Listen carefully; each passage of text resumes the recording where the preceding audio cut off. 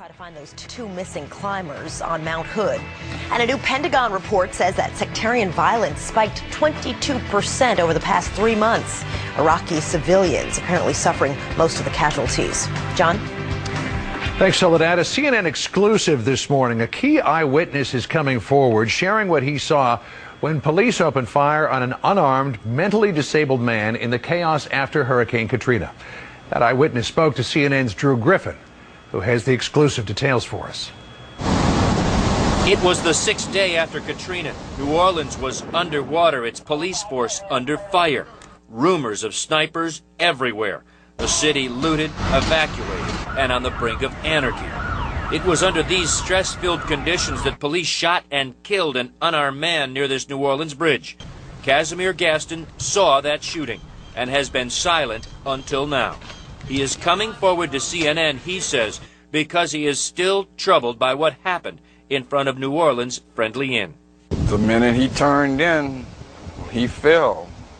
Casimir Gaston was living on the 2nd floor by now. The door open. It was so hot. There was no power. When he woke up, he says he came out onto this balcony and witnessed right out on the street a firing squad of police gunning down an unarmed running man. With all motion moving and just... And then how did he fall? He just fell like he was collapsing, like he was collapsing. Like something had just like wiped him out. You didn't see any gun on him? I didn't see any on him. The family says Ronald Madison and his brother were running away from a police shootout with other people on the nearby bridge. This autopsy report, verified by the New Orleans coroner, shows Ronald Madison was hit 7 times, 2 wounds in his shoulder, 5 in the back. No weapon was found on the body of the mentally retarded man.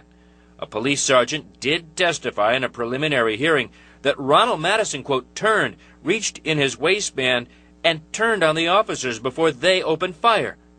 Not so, says Gaston. Hands out? Hands out, full speed. Did you see anything in his hands? No.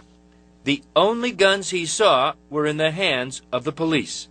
They were all like in formation, in line, you know, in a row, and, you know, like at a firing range. The New Orleans police have refused to discuss details of the shooting with CNN. The only thing police told Gaston, he says, was not to touch the body lying behind his truck. He was laying like, probably his body was stretched out about this close to the bumper. This photo was taken by a newspaper photographer that day. On the right, you can see a damaged red taillight. It matches up perfectly with Gaston's pickup truck a full year later. On the truck, you can also see the marks of what Gaston says police told him were gunshots. They notified me that I had 2 bullet holes to the passenger side. The investigation into Ronald Madison's death is now in the hands of a New Orleans grand jury.